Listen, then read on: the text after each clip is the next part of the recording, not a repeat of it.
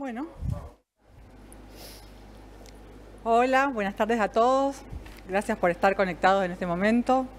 Con Juan Pedro, formamos parte del equipo de Psicología y Psiquiatría del Grupo Gamma, también acompañados por el doctor Talo, que es nuestro jefe de servicio. Bien. Hoy vamos a tratar el tema que el COVID-19 ha interferido en las maneras en que nos relacionamos. Para esto, tenemos tres objetivos en la presentación. El primero es brindar una explicación acerca del por qué y cómo los seres humanos hemos evolucionado y desarrollado una comunicación compleja. Definir algunas de las maneras en que la pandemia ha interferido en los procesos de conexión y cooperación entre todos nosotros. Y por último, proponer un modelo de interacción que intente aliviar las dificultades en los vínculos, favoreciendo el desarrollo de las interacciones humanas, del desarrollo de las interacciones con menor interferencia. Para que se me fueron las... Ahí.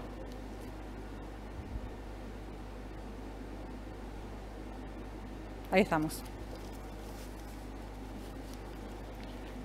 Antes los teléfonos, las pantallas, el Zoom, antes de la palabra existía una comunicación no verbal. El lenguaje corporal, el tacto, el uso del espacio físico.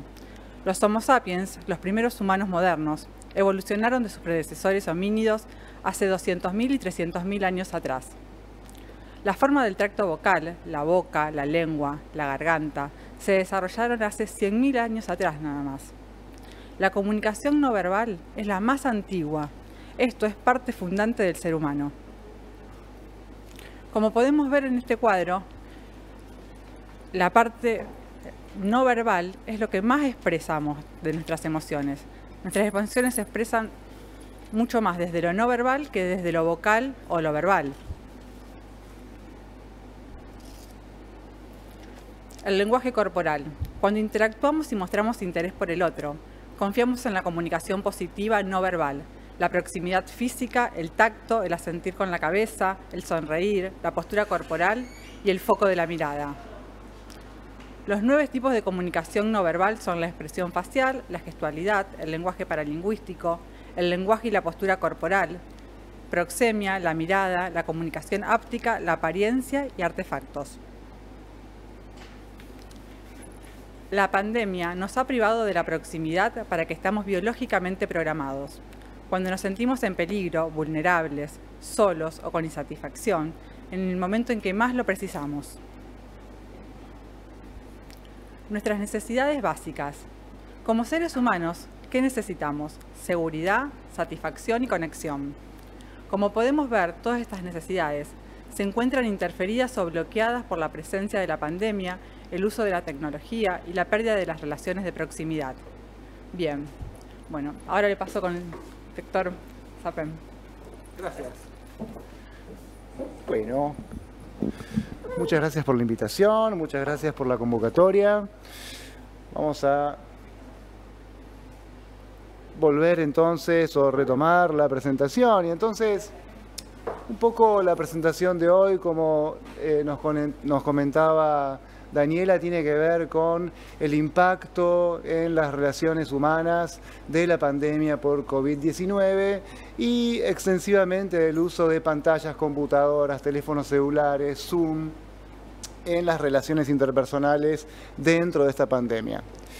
Y para comenzar entonces a explicar un poquito más cuál es nuestra hipótesis de trabajo en relación a esto, vamos a empezar contándoles que nosotros somos, como seres humanos, personas que básicamente somos seres emocionales. Tendemos a creer que somos un poco como el Capitán Spock del Enterprise, pero no, estamos hechos y construidos de básicamente 6 emociones básicas con las que venimos y evolutivamente fuimos desarrollándonos a lo largo de estos 250.000 años. Y estas 6 emociones que son tan importantes para nosotros, con las que nacemos, dan lugar a una gran cantidad de emociones que posteriormente se llaman emociones secundarias y que son las que usamos en nuestros intercambios sociales. Pero vamos un poco más allá y entonces vamos a ver si podemos lograr ver en el caso de la alegría qué sucede, porque en realidad todos estos rostros son iguales, pero cuando yo... Vamos a ver si podemos lograr... Acá. Nuestra amiga va a empezar a sonreír y entonces nosotros tenemos básicamente en la lectura que hacemos de las emociones 3 registros. Un registro superior de los ojos, de las cejas y de cómo arqueamos las cejas o cerramos o abrimos los ojos. Un registro medio en la estructura de la nariz y en el territorio central de la cara. Y un registro inferior en la boca y en el mentón. No es de extrañar entonces que si yo tengo una emoción asociada a la sorpresa, vamos a intentar lograr que nuestra amiga se sorprenda. La sorpresa implica abrir los ojos, abrir la boca y mostrar sorpresa. Y si sentimos ira, por supuesto que se van a enmarcar las cejas y vamos a cerrar la boca. Lo más importante de esto es que para que nosotros podamos comunicarnos los unos con los otros, necesitamos de esta expresión facial, la proximidad, la expresión facial, el contacto con otros, el tocar a otros, el tener lo que llamamos un ajuste, una sintonía fina fisiológica en cuanto a la distancia que mantenemos con las personas que nos importan, son fundamentales para que podamos hacernos entender con el otro y que otros nos den una respuesta validatoria. Y entonces, de estas 6 emociones, alegría, sorpresa, ira, temor, tristeza y disgusto, que recordemos son las emociones con las que evolutivamente hemos nacido o nos hemos desarrollado, hay una 7ª emoción que no la hemos puesto acá a propósito, que se llama anticipación de la recompensa. La anticipación de la recompensa es una 7ª emoción que se vincula con que esperemos algo con ansias. Cuando esperamos algo con ansias, estamos muy interesados en que algo suceda. Y ahora veremos en poco tiempo que el hecho de que la comunicación humana se ve interferida con los medios tecnológicos actuales tiene mucho que ver con esta emoción que se llama anticipación de recompensa. Así que, ¿de qué manera las máscaras faciales bloquean nuestra comunicación? Bueno, básicamente, como habíamos visto en las emociones anteriores o en la diapositiva anterior a donde mostramos estas emociones debemos ver a nuestro interlocutor de manera total. Si tenemos una máscara que cubre las 2/3 partes de nuestra cara o de nuestro rostro, no vamos a ser capaces de comunicarnos adecuadamente y lo más importante, con quienes podamos interactuar no tendrán o no tendremos con quienes nos comuniquemos una respuesta acorde. Esto es, la mayoría de los seres humanos, o nosotros como seres humanos, todo el tiempo estamos dando información personal sobre nosotros. Se estima que del 30 a 40% de la comunicación que tenemos diariamente tiene mucho que ver con comunicar aspectos personales de nuestra vida. Si nosotros nos ponemos a pensar sobre qué hacemos cuando hablamos con otros, le preguntamos a alguien cómo estás, qué es de tu vida, qué contás, contame un poco de tus hijos, contame un poco de tus padres, y la otra persona responde. Esta capacidad que tenemos de, por un lado, hablar de lo que nos sucede y de esperar respuestas en nosotros, es una característica humana básica que se desarrolló hace nada más que 250.000 años y específicamente 100.000 años cuando establecimos el aparato fonatorio y los seres humanos empezaron a comunicarse a través de la palabra. Así que cuanta más capacidad tengamos de comunicarnos con el otro sin máscaras faciales, y el hecho de que estemos en pandemia y usemos máscaras faciales o anteojos o mascarillas interfieren con esa capacidad para poder conectar con el otro, más estrés tendremos, y menores capacidades tendremos de ser entendidos por el otro. Por otro lado, si alguien con quien estamos se nos muestra con calidez, con empatía, con un acercamiento afectuoso, nuestros niveles de inflamación van a bajar, nuestro nivel de respuesta inmune van a mejorar y todos nuestros indicadores de estrés van a mejorar también. Así que el hecho de que nos comuniquemos fundamentalmente a través de nuestras emociones, el hecho de que las máscaras faciales también interfieran con esto, se vincula específicamente también con el espacio personal y la distancia interpersonal. Y esto es por un motivo muy simple.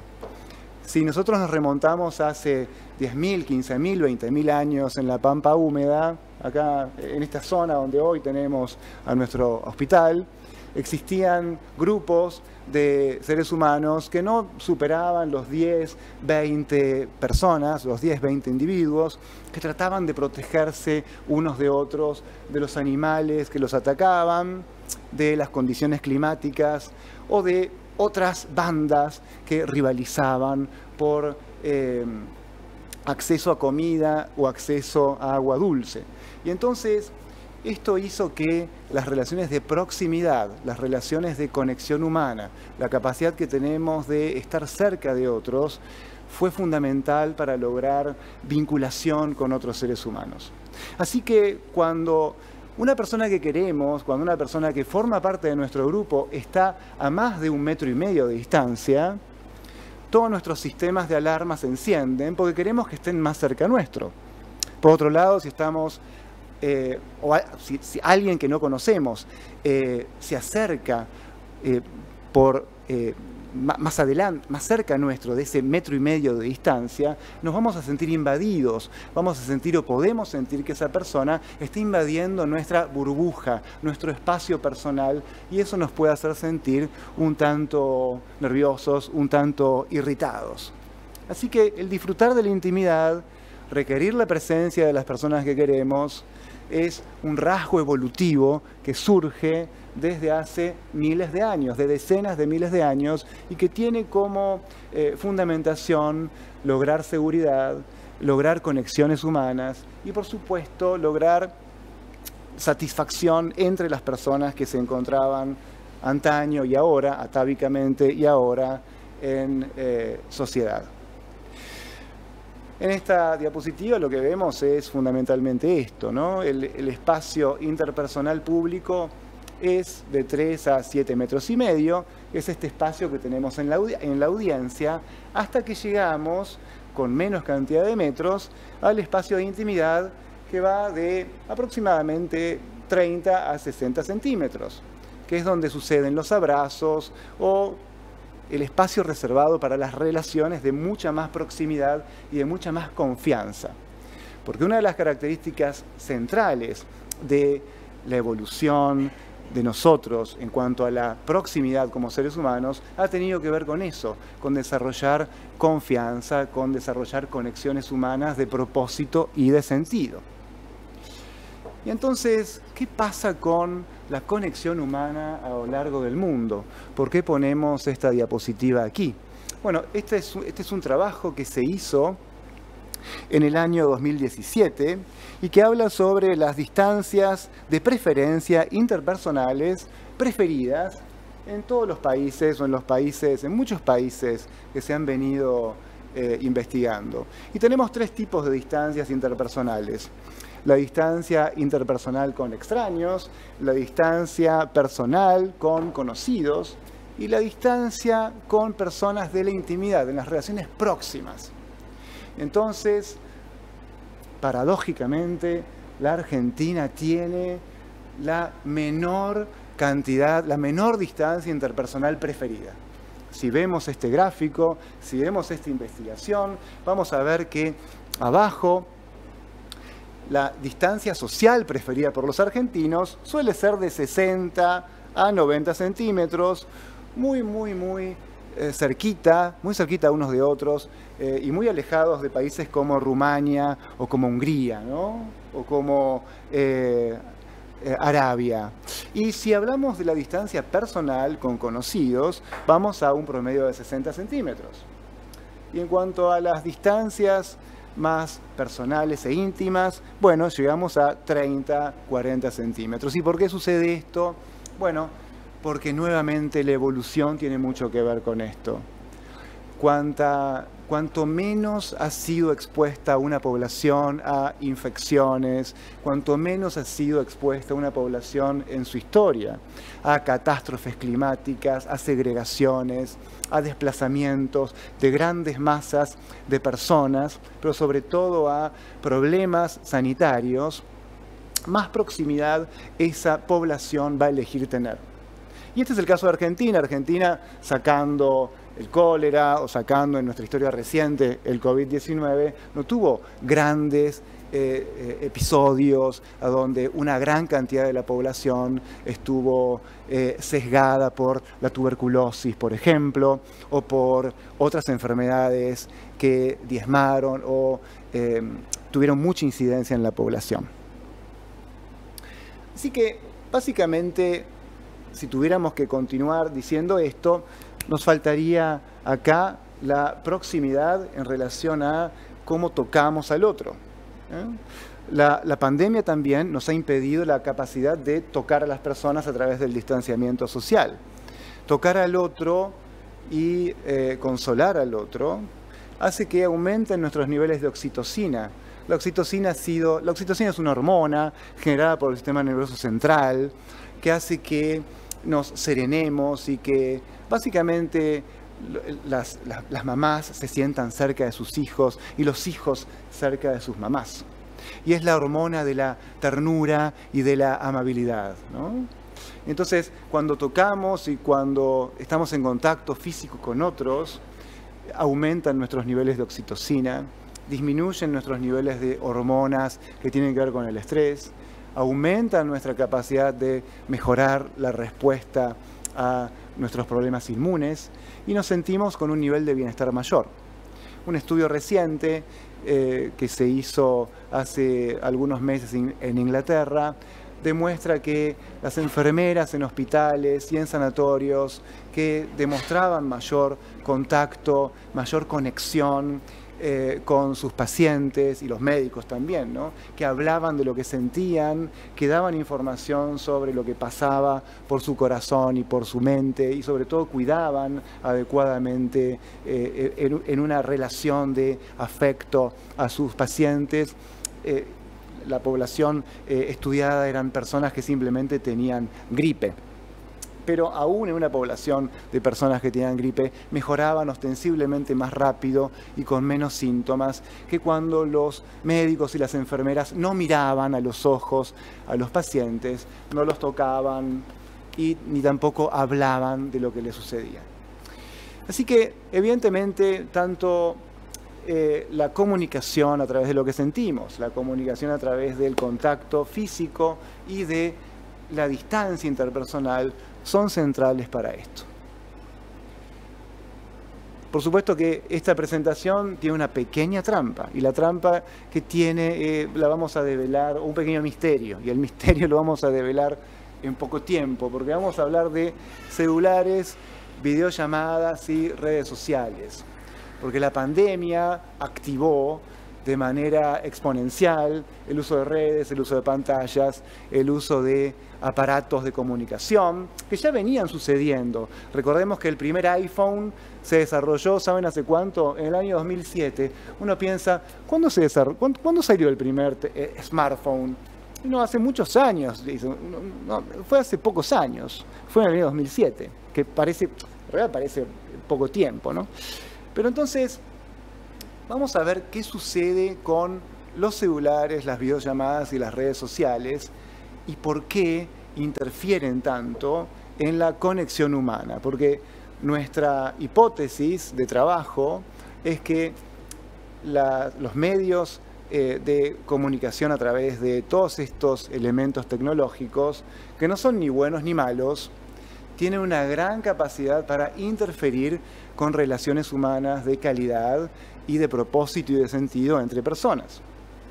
Y esto ha sucedido creemos nosotros, y creen muchos investigadores, nosotros abonamos esa teoría, porque existe algo que llamamos discordancia evolutiva. Por las maneras en que la comunicación virtual se ha activado o se ha beneficiado de estos procesos básicos que requieren mantener relaciones de proximidad de alta calidad entre seres humanos. Habíamos dicho recién que para evolucionar como seres humanos precisamos contextos sociales donde haya proximidad, donde hayan relaciones de apego, de conexión humana, donde hayan relaciones de afecto y de confianza.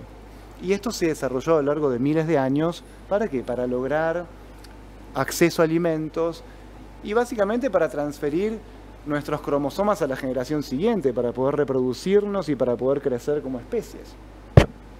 Entonces esta discordancia evolutiva sucede cuando esta adaptación humana que tenemos es reemplazada por un elemento nuevo que aparece básicamente en la sociedad. En este caso el elemento nuevo que apareció fue el COVID-19. O aparece un mecanismo que tiende a interferir y favorece un proceso de interferencia en una evolución que venía desarrollándose a lo largo de estos miles de años, como son los teléfonos celulares, las pantallas y el Zoom. Entonces, ¿qué preguntas tendríamos que respondernos si queremos preguntarnos acerca de por qué sucede eso? Bueno, lo primero que tenemos que preguntarnos es cuál es la función que esta característica evolutiva tiene comparado con otras características. Lo segundo es cuál es la historia, qué mecanismo es el que hace que esta interferencia suceda y qué características se han desarrollado durante toda la vida del organismo. ¿Y por qué decimos esto? Porque en realidad, así como hemos evolucionado como especie, también evolucionamos a través de nuestra capacidad para desarrollar relaciones de empatía, de cariño y de conexión social. Y los celulares, pantallas y medios virtuales pueden interferir en esto. Así que en nuestra virtualidad y comunicación tenemos estos 4 puntos que veremos ahora. La evolución de la vinculación social ha sido la que hemos dicho hace un ratito. De 100.000 años a esta parte, grupos de individuos trabajando cooperativamente, haciendo y generando un esfuerzo de comunicación para lograr relaciones de propósito y de sentido, estando en ambientes adversos, tratando de hacer un esfuerzo conjunto por avanzar y resolver problemas. Y por supuesto que esto genera expresiones de receptividad y de capacidad de respuesta. Si yo estoy cerca de un ser humano y ese otro ser humano está cerca mío, no solamente yo voy a brindar información y voy a hablar de lo que me pasa a mí con esa persona, sino que esa persona me va a dar una respuesta determinada que yo espero que sea satisfactoria. Recordemos que en nuestras conversaciones cotidianas damos en promedio o pasamos un 40% de nuestros intercambios hablando de material relevante en relación a nuestras características, a temas personales con las personas con las que interactuamos. Y por supuesto, si existen nuevos medios para poder interactuar y para poder mejorar nuestra capacidad de respuesta, como es la tecnología, esto puede ser algo bienvenido y esto puede ser algo que se pueda desarrollar muy bien. En la pandemia esto seguramente se exageró en niveles muy altos y seguramente el uso de celulares y el uso de pantallas ha llegado para quedarse, pero esto genera consecuencias que interfieren en la comunicación humana y llamamos a esto tecnoferencia. La tecnoferencia es la interferencia en la comunicación humana que surge cuando este proceso evolutivo frente al que nosotros nos hemos venido desarrollando genera una discordancia porque en este caso la capacidad que tenemos de comunicarnos, de interactuar, está detenida o está interferida por estos medios tecnológicos que se usan de maneras que impiden que yo pueda comunicarme adecuadamente. Así que vamos a aprender 2 o 3 palabras que habitualmente vemos en Internet, que son la tecnoferencia, el ningufoneo y la nomofobia, ¿no? En realidad son las maneras en que las relaciones interpersonales y sociales se desatienden. Toda esta presentación que estamos haciendo hoy tiene que ver con algo que se llama psicología evolutiva y que se vincula a la manera en que, en este caso, los seres humanos se comunican unos con otros.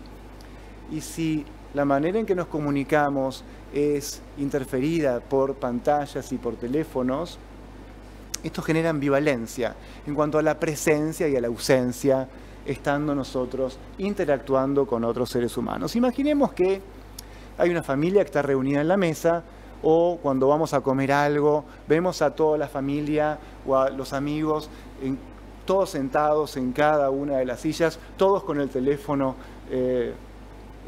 mirando imágenes, mirando internet, mirando Instagram, etcétera, etcétera. ¿Saben cuánto pasa un adolescente en promedio mirando Instagram, Snapchat o Tumblr, cualquier red social? Aproximadamente unas 5 horas por día. Y en realidad, dentro de 25 años, hay muchos estudios que estiman que muchas personas van a preferir la comunicación virtual por sobre la comunicación real. Así que tenemos que estar preparados para esta posibilidad de la ambivalencia en la comunicación, entre la presencia por un lado y la ausencia por el otro. Esto es, evidentemente, estás ahí pero no estás ahí. Y esto crea una sensación de solitud. Muchas personas, muchas parejas sobre todo, se sienten solas estando acompañadas porque la persona que está con vos no está ahí. Hay una división de la atención en otras tareas que no tienen que ver con lo que estamos haciendo en ese momento. Y por supuesto hay una fragmentación que llamamos microsocial. Se ocupa el mismo espacio, pero evidentemente se excluye a la comunicación y el intercambio en el momento presente no está de ninguna manera contemplado. Y en realidad, el problema que tenemos también con la comunicación virtual es el siguiente. Cuando nosotros hablamos con nuestros amigos, nuestros conocidos o con personas de nuestra familia, en general tenemos o hablamos entre 2 o 3 personas. Yo hablo con una persona, otra persona me responde, hablamos con... Es raro que hablemos con 50 personas, 25 personas o 100 personas, como sucede con cualquier red social. Entonces, las redes y la capacidad de comunicación virtual ha aumentado la capacidad de personas que interactúan, pero a expensas de limitar mucho la profundidad y el estilo de la comunicación. La comunicación es mucho más superficial, no se habla de lo que te sucede emocionalmente ni lo que pasa por tu mente, sino que hablas de otras cuestiones que no tienen que ver con la calidad de compartir información que antes existía y por ende tus interlocutores también no van a tener una respuesta como la que evolutivamente hemos experimentado a lo largo de decenas de miles de años, a donde la conexión social tenga mucho más sentido y mucho más propósito.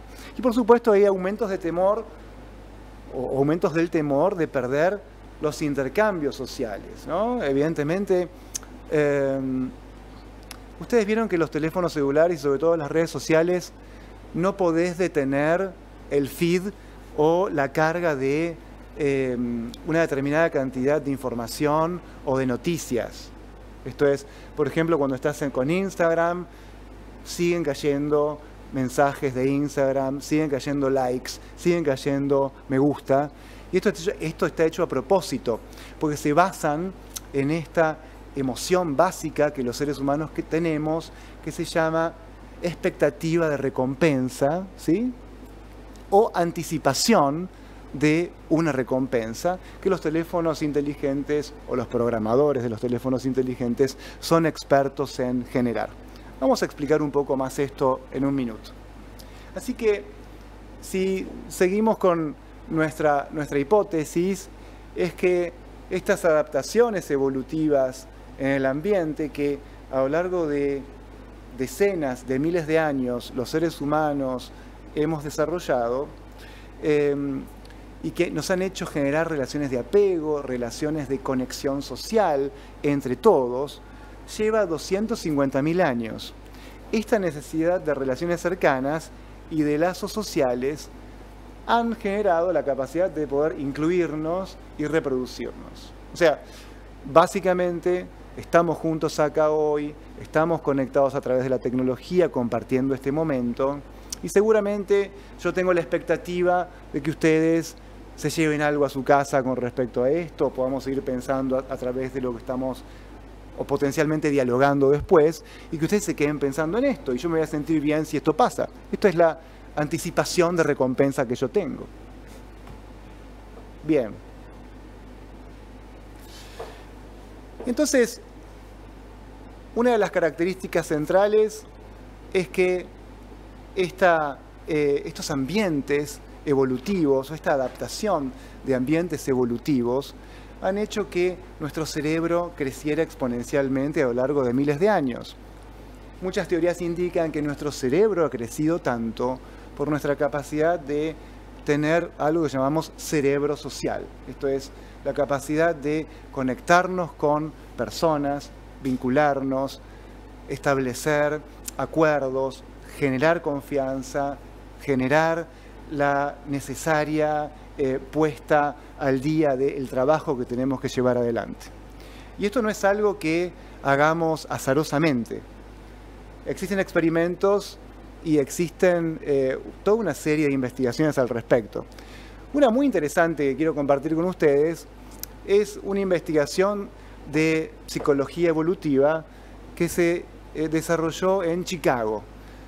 Un grupo de investigadores investigó cómo eran básicamente las bandas, cómo eran los grupos de personas de la mafia que funcionaban juntos en Chicago. Ustedes saben que Chicago durante muchos años fue un centro de personas que estaban fuera de la ley, casi todos inmigrantes, y que estaban, cuyo propósito era básicamente delinquir. ¿Saben cuál era la cantidad máxima de personas que pertenecían a la banda? Por supuesto que estamos hablando de años pre-tecnológicos, porque este era el truco de la investigación. Muy bien. ¿Cuánta gente podía pertenecer a esta banda de personas que en este caso estaban unidas, sí, pero para propósitos que no eran los mejores? Llegaban de 40 a 60. Nunca superaban los 60 miembros estas bandas de gángsters. Y esto pasaba porque era importante para los gángsters tener confianza. Era importante para ellos reconocer el rostro de los otros. Era importante para ellos que supieran los movimientos y predecir la conducta del otro.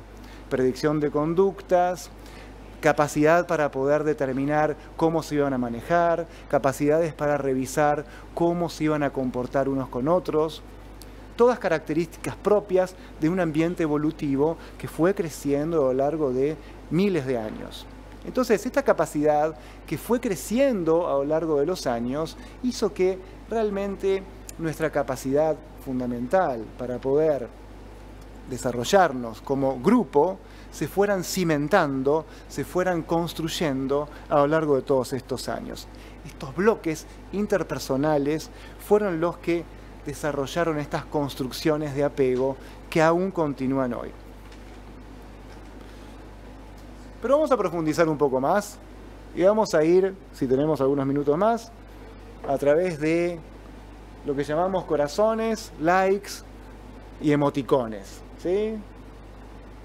Ustedes saben que el primer teléfono celular apareció, el primer smartphone lo lanzó Apple en el 2007.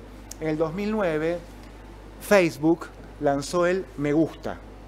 Y esto cambió muchas cosas, porque no es tan importante que las personas vuelquen información personal en las redes, sino que era muy importante para los investigadores que esa información personal vuelva a través de una respuesta adecuada. Entonces, los likes, los emoticones y los corazones siguen un algoritmo que intenta dialogar con el usuario, de la misma manera en que nosotros dialogamos entre nosotros cuando tenemos relaciones de proximidad y hablamos de lo que nos sucede con otros seres humanos. Básicamente, nuestro concepto es que la capacidad que tienen los medios tecnológicos, los smartphones, el Zoom, las pantallas, de comunicarnos, está básicamente montada a través de esta capacidad que como seres humanos tenemos de avanzar evolutivamente. Así que es el motivo por el cual los corazones, likes y emoticones existen. El segundo motivo por el cual los corazones, likes y emoticones existen es porque se montan sobre esto que habíamos hablado al comienzo, que es nuestra anticipación de recompensa. Díganme una cosa, cuando ustedes toman su teléfono celular, ¿saben en muchas ocasiones qué van a hacer con el teléfono celular? Muchas veces usamos el teléfono celular para hablar por teléfono. Otras veces usamos el teléfono celular para abrir Instagram, para abrir Twitter o para abrir Snapchat o lo que sea. Y si te cansás de uno, te vas a Facebook. Y si no, te vas a Instagram y pasás y pasás y pasás. ¿Y ustedes saben cuál es el algoritmo que tiene Instagram, por ejemplo, para lanzar corazones? Los corazones no aparecen azarosamente.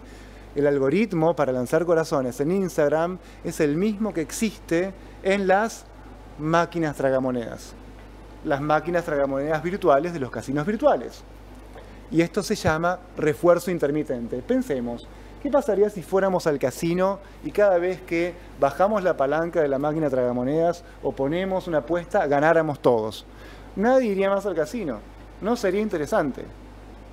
La anticipación de recompensa es una emoción y una conducta humana básica que tiene que ver con: si voy al próximo sauce llorón, ¿habrá un pozo de agua dulce ahí? Si como en Coronda este conjunto de frutillas dulces, ¿me harán bien? ¿Estarán ahí? ¿O preferiría comer una mata de lechuga que crece al lado? No, tal vez me guste más comer las frutillas, que son dulces y me dan más energía, que la lechuga. Tengo que ir hacia ahí, y el ir hacia ahí es lo que voy a anticipar como recompensa.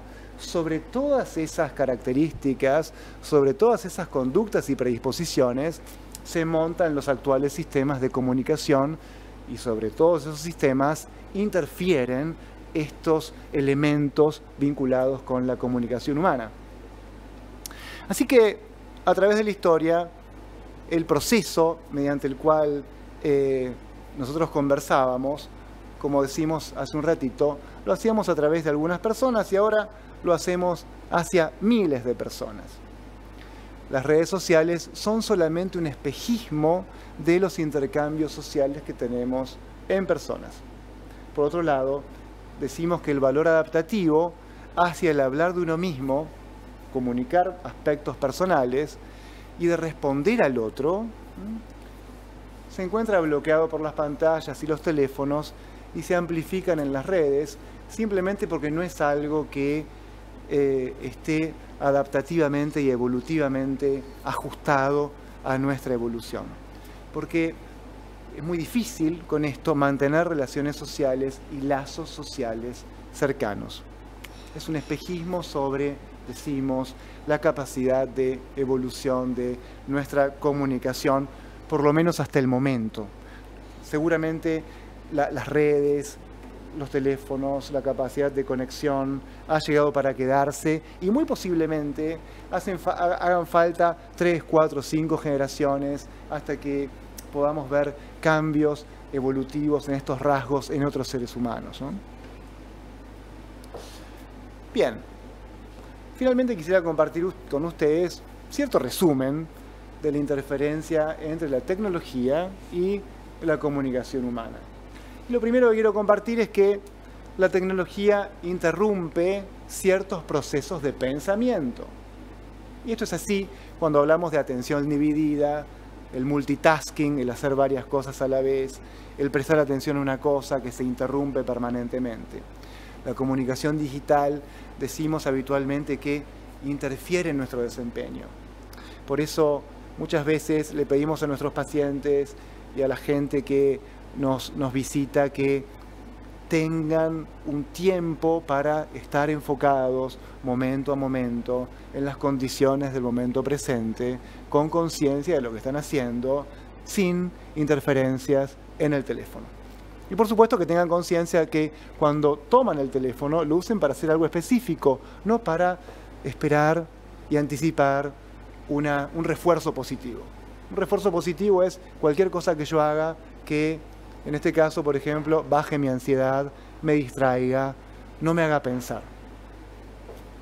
Segundo, la interrupción de estos procesos que son cognitivos o que tienen que ver con la atención, con la memoria, con la capacidad que tengo para poder reflexionar, lleva a la interrupción de ciertas relaciones. Y al respecto, toda la cantidad de información y de investigación actual habla de la interferencia en familias y en parejas por la interrupción en la atención. Veamos esto y volvamos al tema central.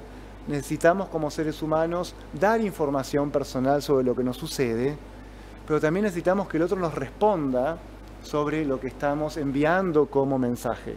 Cuando el otro no nos responde porque estamos con el celular prendido o con la pantalla o con el Zoom, esto es tomado por el otro como algo hiriente, como algo que se vincula a que no me están prestando atención y que me están segregando.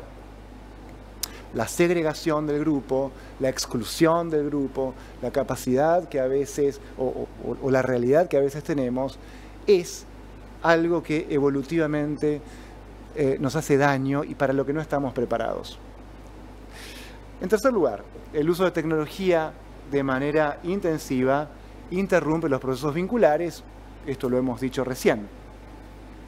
Y seguramente el uso de tecnología disminuye el bienestar general. En realidad, todas las investigaciones son muy claras sobre el bienestar psicológico y sobre la satisfacción vital que las personas tenemos cuando estamos conectadas con las redes de manera intensiva. Pues no solamente estamos conectados de manera intensiva con las redes, sino también con Netflix, con Amazon, etcétera, etcétera, etcétera, y con todas estas cosas. Bien, finalmente terminamos con recomendaciones para llevar a casa. No estamos diciendo que los teléfonos, las pantallas sean malos o que la pandemia y el uso de máscaras sea malo, en lo absoluto, pero estamos simplemente analizando de qué manera interfieren con nuestra capacidad para avanzar. Entonces, debemos hacer un intento de mantener la comunicación con el otro de manera abierta, aún cuando existan barreras en esto. Esto quiere decir estar en contacto con las personas que conocemos, saludarlos, visitarlos, llamarlos. Y para esto, si estamos con mascaritas o estamos con anteojos, debemos decirle al otro cómo nos sentimos o dar una respuesta emocional con el otro. Por ejemplo, me causa gracia lo que decís. O decirle, me apena escuchar eso, a ver cómo, por ejemplo, podemos avanzar. Comunicar cómo nos sentimos es fundamental para ser comprendidos por el otro, para que el otro entienda que, o para que el otro acepte mi posición y yo me haga entender emocionalmente. Esto es muy fundamental y muy importante para tener cohesión con el otro. Intentar, en todo lo que podamos, estar allí con pocas interferencias, hacer un esfuerzo de permanecer momento a momento, estando consciente de la relación que estoy teniendo, de lo que estoy diciendo y con quién estoy hablando. Y si tengo interferencia, muchas veces estamos hablando con alguien, decimos, me tenían que llamar, tengo que ver el Twitter, tengo que ver el Instagram. No hay nada urgente en Instagram, no hay nada urgente en el teléfono, no hay nada urgente en el YouTube. Nada va a pasar. Tenés que o debemos intentar estar allí. Por supuesto, las tareas múltiples es importante dejarlas fuera porque inciden en que la calidad de la relación se vea detenida. Y por supuesto, intentar realizar reuniones de 2 o 3 personas nada más en el Zoom, en el Meet, en los sistemas de reuniones, dentro de lo que sea posible, porque esas son las formas en que normalmente nosotros nos relacionamos. Habitualmente en el contacto interpersonal, cuando nos reunimos sin interferencias con la tecnología, tenemos la capacidad de ver en 3 dimensiones. Acá vemos en 2 dimensiones, vemos el contexto. Tenemos cierta sintonía fisiológica. Escuchamos la respiración de nuestro interlocutor, vemos la pupila de sus ojos, estamos viendo y estamos sintiendo emocionalmente qué es lo que le pasa. Y nosotros experimentamos esto y estamos diciéndole a través de nuestro lenguaje analógico de lo que hacemos, de lo que estamos diciendo, dándole información sobre lo que nos sucede también. Eso en el Zoom, eso en las pantallas, se pierde mucho.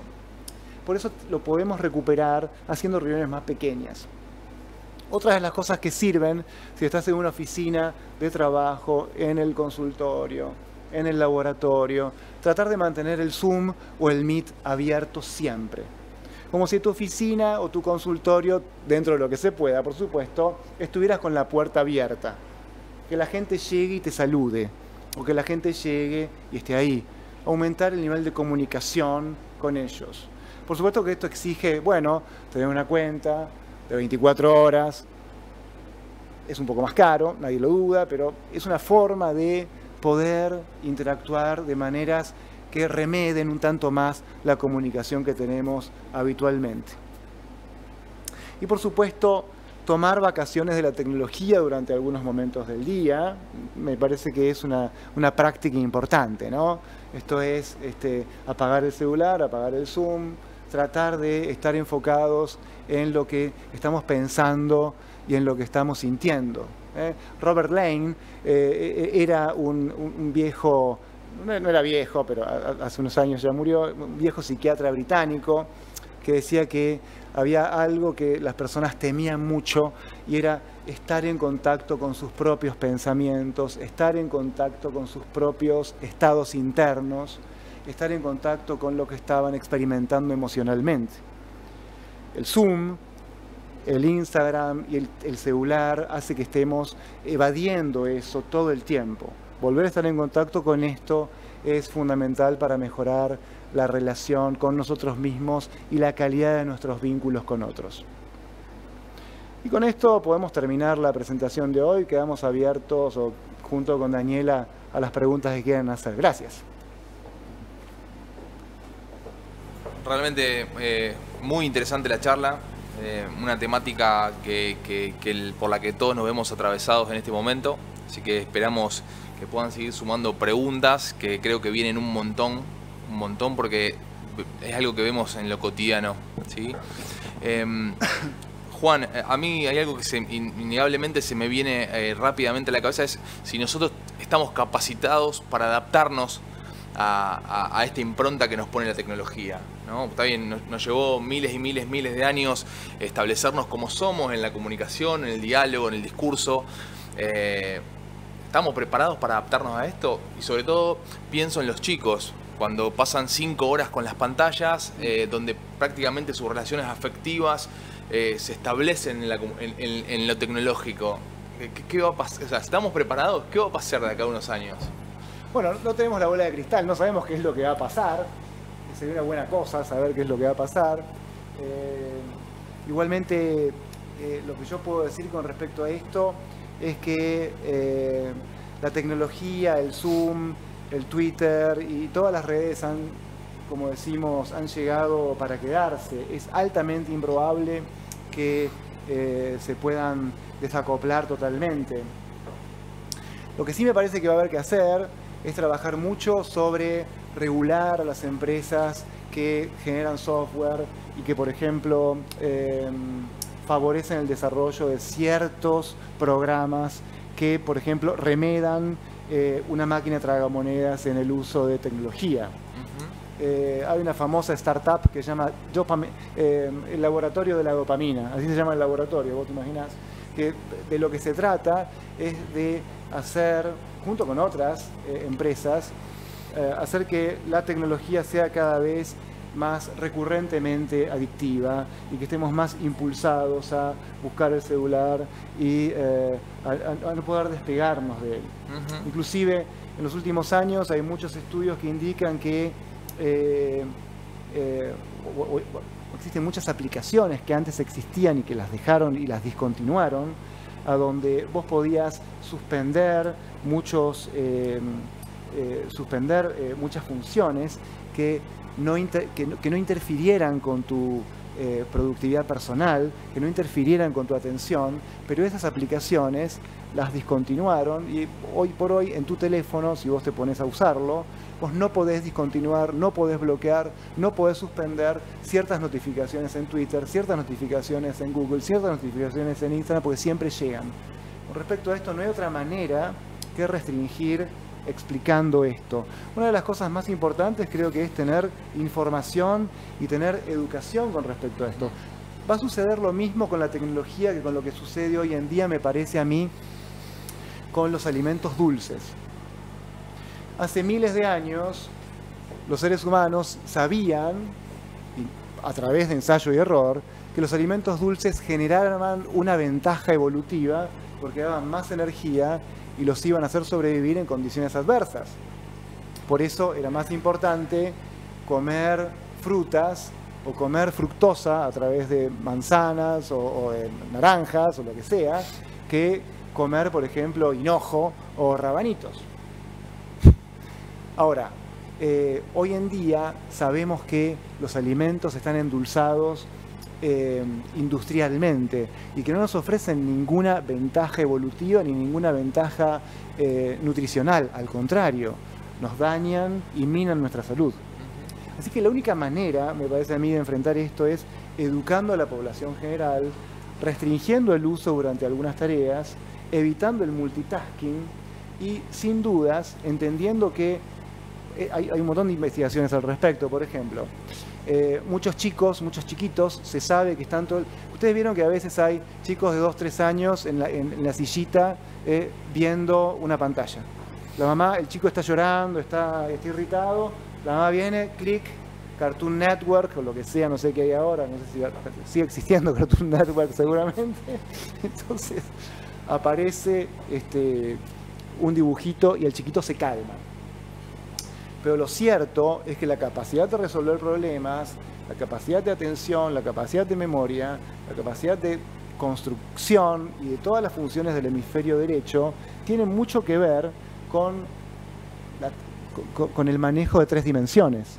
Cuando vos ves en 2 dimensiones, esto tiene un impacto muy negativo en los chiquitos en desarrollo. Así que, si vos me preguntás, o si la pregunta es, ¿qué hacer? Lo primero es educarnos. Lo segundo es entender que esto va a seguir funcionando así. Lo tercero es eventualmente trabajar mucho en las startups, trabajar mucho en los desarrolladores para que dejen o restrinjan o permitan que sus usuarios desacoplen y bloqueen ciertas funciones que evidentemente roban tu atención. Si ustedes ven en sus celulares, en el Zoom o en muchas cosas, por ejemplo en Netflix, ¿cuánto pasa entre que termina un capítulo de Netflix y empieza el otro? Menos de 3 segundos. Esto está hecho porque vos vas a estar todo el tiempo atendiendo el próximo capítulo y el próximo. Si ustedes se fijan en los celulares y en las aplicaciones, toda aplicación que a donde vos intentes disminuir la atención que la aplicación tiene sobre vos, no la vas a poder controlar, porque los desarrolladores no lo hacen. Así que educación, conocimiento y decisión es lo único que podemos hacer por el momento, que es una cosa importante. No, sin duda, y trabajar mucho sobre la postergación del deseo. Me imagino que era un poco lo que hacías mención vos cuando explicabas, me parece, en un lenguaje muy claro, un poco lo que es el circuito de recompensa, ¿no? Sí. Hay algo que a mí me preocupa, esto es una pregunta ya un poco más personal. estamos viendo también mucha dependencia hacia la tecnología, ¿no? Ya no sé si llamarla ciberadicción, pero algo por el estilo. Sí.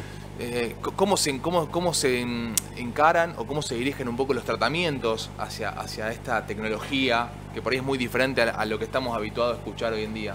Sí, es una gran pregunta esa, Agustín, porque vos sabés que así como tenemos el DSM-5, tenemos el CIE-11. El CIE-11 es la clasificación internacional de las enfermedades, dentro de las cuales están las enfermedades mentales, y están dentro de las enfermedades mentales las enfermedades o los problemas adictivos. Se está trabajando activamente hoy por hoy. Yo la semana pasada participé de un simposio casualmente virtual con personas que nos dedicamos a la medicina de adicciones y a otros desarrollos de tratamiento sobre este tema de el desarrollo de protocolos para adicción a la tecnología y a los videojuegos. En realidad el problema está en ciernes, hay mucha información, hay una gran cantidad de conocimiento, hay una gran cantidad de, digamos, sabemos cuál es el problema, sabemos cuál es los mecanismos que subyacen. Fíjate, con cada like, con cada emoji, con cada corazón, hay descargas de dopamina iguales que cuando vos le decís te quiero a alguien que querés, le decís te amo a alguien a quien amás, abrazás a alguien que es importante para vos. Entonces, sabemos todo eso, pero pasa algo muy parecido a lo que sucedía en el año 93, 94, 95, con los procesos vinculados con la adicción a las drogas o al alcohol. Había mucha información básica, mucha información de laboratorio y muy pocos modelos clínicos de tratamiento y abordaje clínico. Acá pasa algo muy similar. Hay que adaptar los modelos que ya están de prevención de recaídas, de control de los estímulos y de desarrollo de otras características conductuales a el tratamiento de la adicción a la tecnología. Espectacular, la verdad que clarísimo. Vuelvo a decir, muchísimas gracias por la charla, ha sido a mi gusto interesantísima. Estamos cerrando ya el último día de las jornadas de neurociencias, muy contentos con esta semana que hemos atravesado.